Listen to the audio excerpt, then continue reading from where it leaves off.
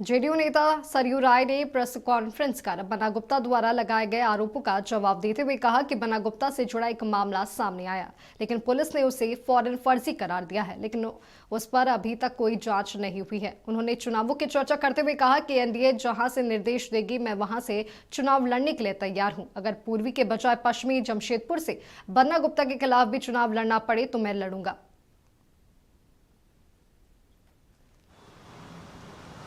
बिजली विकास निगम के करीब 100 करोड़ रुपए की लोगों ने फर्जी खाता खोलकर हेराफेरी कर दिया और इस पर झारखंड सरकार के पुलिस विभाग ने एक SIT गठित किया है जांच करने के लिए। मुझे लगता है कि ये मामला जितना बाहर आया है उससे अधिक गंभीर है।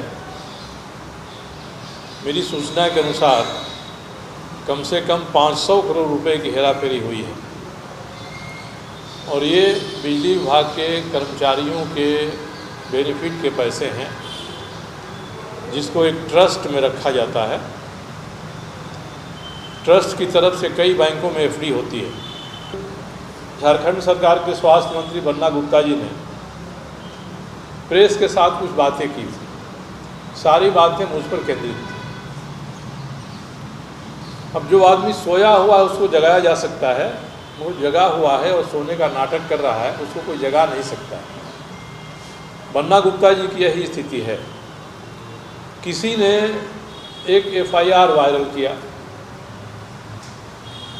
जब FIR वायरल हो गया, पता चला पुलिस को, तो यहाँ के सिटी SP ने कहा कि हम इसकी जांच करा रहे हैं कि इसका स्रोत क्या है।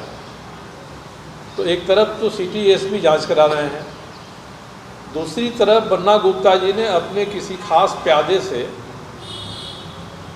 जमशेदपुर के कदमा थाने में FIR करा दिया और 3 लोगों के खिलाफ FIR कराया और उनका ये कहना है कि ये तीनों लोग मुझसे जुड़े हुए हैं।